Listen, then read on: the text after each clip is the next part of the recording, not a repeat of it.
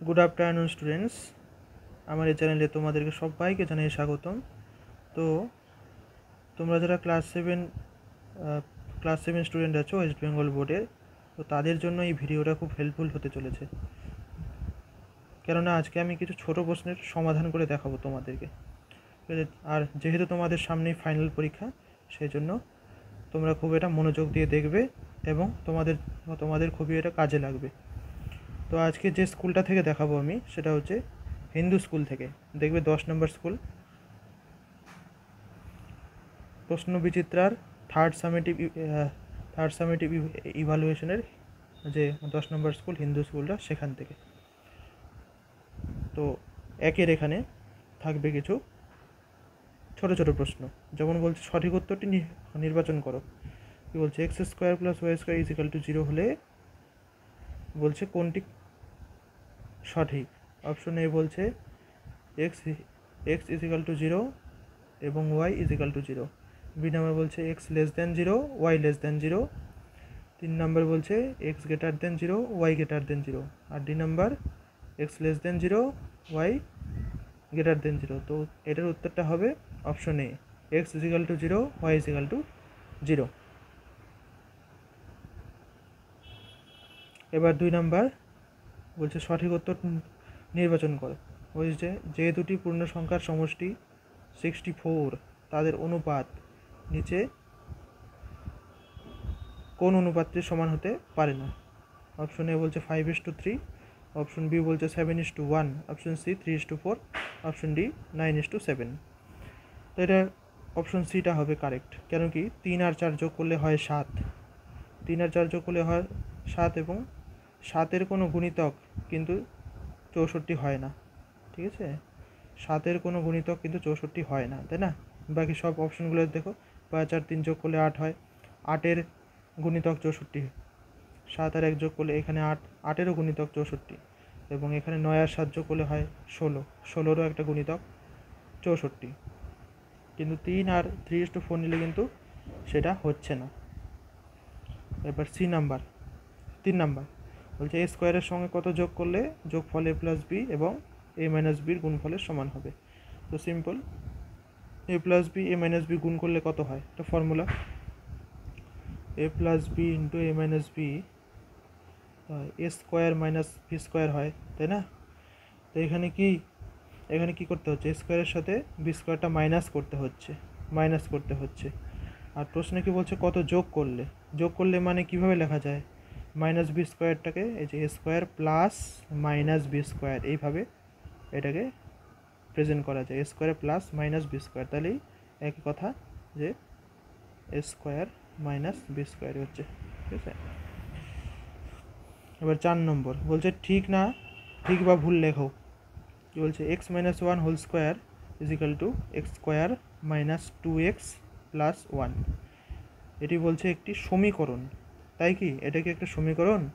না, এটা কিন্তু একটা সমীকরণ না, এটা একটা অভেদ। তোমরা এটা বইতে দেখবে, এটা অভেদ, সেজন্য এটা ভুল। সমীকরণ কাকে বলে সমীকরণ? একটা অজ্ঞাত রাশি আর জ্ঞাত রাশির মধ্যে সম্পর্ক স্থাপন, তাই তো? এটা শুধু ফর্মুলাটাকে এক্সপান্ড করা হয়েছে, ফর্মুলাটাকে শুধু বিস্তার করা হয়েছে, বিস্তৃত রূপ। তাহলে এটা সমীকরণ নয়, ক্রস। 5 নম্বর কি বলছে, যে সমদ্বিবাহু ট্রাপিজিয়ামের ড্যাশ বাহু দুটি সমান। কোন বাহু দুটি সমান হয় না, তির্যক বাহু দুটি সমান। কীরকম দেখতে হয় ট্রাপিজিয়াম?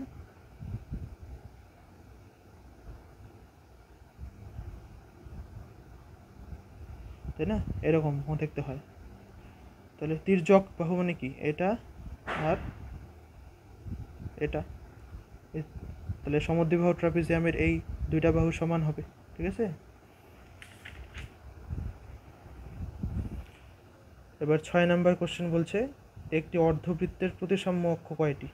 হ্যাঁ, প্রতিসাম্য অক্ষ মানে কি দেখো, প্রতিসাম্য অক্ষ মানে বোঝায় একটা প্লেন বা কোনো রেখা, কোনো কাল্পনিকভাবে যদি কোনো বস্তুর মাঝখান দিয়ে যায় এবং সেই বস্তুটা যদি দুটা সমান ভাগে ভাগ করতে পারে, একই রকম আকৃতিতে যদি ভাগ করতে পারে, তাহলে পরে সেই অক্ষটাকে বলা হয় প্রতিসাম্য অক্ষ।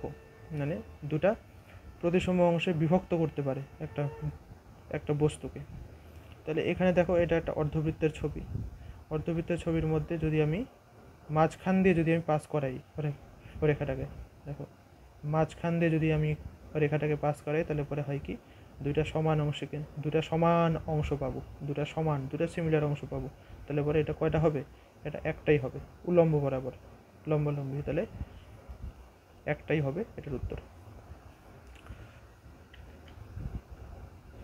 এবার যে 7 নম্বর কি বলছে, একটি বর্গাকার ক্ষেত্রের পরিসীমা যত মিটার, ক্ষেত্রফলও ঠিক তত বর্গমিটার। তাহলে বলছে ক্ষেত্রটির প্রতি বাহুর দৈর্ঘ্য কত। তাহলে এবার আগে ধরতে হবে যে ধরি বাহুর দৈর্ঘ্য এ একক, পরিসীমা বলছে 4a, তাই না? বর্গক্ষেত্রের পরিসীমা কি হয়? 4 গুণ বাহুর দৈর্ঘ্য মানে 4a। ক্ষেত্রফলও কি? ক্ষেত্রফলও 4a বর্গমিটার। তাহলে এর মান কত হলে পরে দুটোই সমান হয় পরিসীমার ক্ষেত্রফল? না, এর মান যদি আমরা 1 ধরি, তাহলে 4 একে 4, ঠিক আছে? তখন পরিসীমাও সমান, তখন ক্ষেত্রফলও সমান। তাহলে এর ভ্যালুটা কত? এর ভ্যালুটা হচ্ছে 1।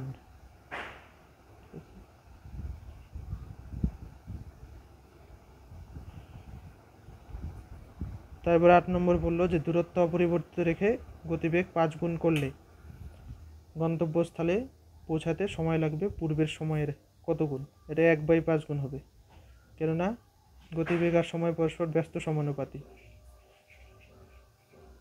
9 নম্বর যে বলছে প্রদত্ত উক্তিগুলির মধ্যে কোনটি সত্য? অপশন এ, কোনো ত্রিভুজে 2টি স্থূলকোণ থাকতে পারে। অপশন বি হচ্ছে কোনো ত্রিভুজের প্রতিটি কোণই 60 ডিগ্রি অপেক্ষা বৃহত্তর হতে পারে। অপশন সি বললো কোনো ত্রিভুজের প্রতিটি কোণই 60 ডিগ্রি অপেক্ষা ক্ষুদ্রতর হতে পারে। আর ডি বললো কোনো ত্রিভুজের প্রতিটি কোণ সূক্ষ্মকোণ হতে পারে। তাহলে অপশন ডিটা হচ্ছে কারেক্ট, কোনো ত্রিভুজের প্রতিটি কোণই সূক্ষ্মকোণ হতে পারে। কেননা দুইটা স্থূলকোণ থাকতেই পারে না কখনো, কারণ 3টা কোণের যোগফল কত? 180 ডিগ্রি হয়। দুটাই যদি স্থূলকোণ থাকে কি হবে? ধরো কি 100 আর 100 যোগ করলে কত হয়? 200 হয়ে যায়, তাহলে সেখানে হচ্ছে না। অপশন বি বলছে কোনো ত্রিভুজের প্রতিটি কোণই 60 ডিগ্রি অপেক্ষা বৃহত্তর হতে পারে। তো 60 ডিগ্রি অপেক্ষা 3টাই যদি বৃহত্তর হয়, আর কি 70 আর 70 কত হচ্ছে? 140, 210 হচ্ছে, এটাও হবে না। 3 নম্বর বলছে কোনো ত্রিভুজের প্রতিটি কোণে 60 ডিগ্রি অপেক্ষা ক্ষুদ্রতর হতে পারে। ক্ষুদ্রতর হলে পরে কীরকম হয়? 50 আর 50 কত হয়? 3টা যোগ করলে 150 হয়, এটাও হবে না, 180 থেকে কম হয়ে গেল। তাহলে অপশন ডিটাই একমাত্র কারেক্ট। এবার 10 নাম্বার কি বলছে, সঠিক উত্তরটি নির্বাচন করো। বলছে একটি রম্বসের প্রদত্ত তথ্যগুলি দ্বারা কোন ক্ষেত্রে নির্দিষ্ট রম্বসটি আঁকা সম্ভব নয়? অপশনে বলছে বাহু এবং একটি কোণ, অপশন বলছে দুটি কোণ, সিনেমা বলছে কোনো বাহু সংলগ্ন দুটি কোণ, আর ডি বলছে একটি কর্ণ এবং বাহু। অপশন বি হবে দুটি কোণ। কোণ দেওয়া থাকলে সম্ভব না, শুধু বাহু দেওয়া থাকতে হবে, নাহলে পরে বাহু সংলগ্ন দুটা কোণ দেওয়া থাকতে হবে, নাহলে কর্ণ দেওয়া থাকতে হবে। যদি শুধু দুটা কোণ দিয়ে দেয় তাহলে পরে সেই ক্ষেত্রে রম্বস আঁকা যাবে না, ঠিক আছে? তাহলে এই পর্যন্তই ভিডিওটা আমি স্টপ করলাম, ঠিক আছে? যদি খুব ভালো লাগে তাহলে লাইক করো, সাবস্ক্রাইব করো, কমেন্ট করো, ঠিক আছে? এবং এরকম যদি ভিডিও আরও পেতে চাও তাহলে পরে কমেন্ট করে জানিও।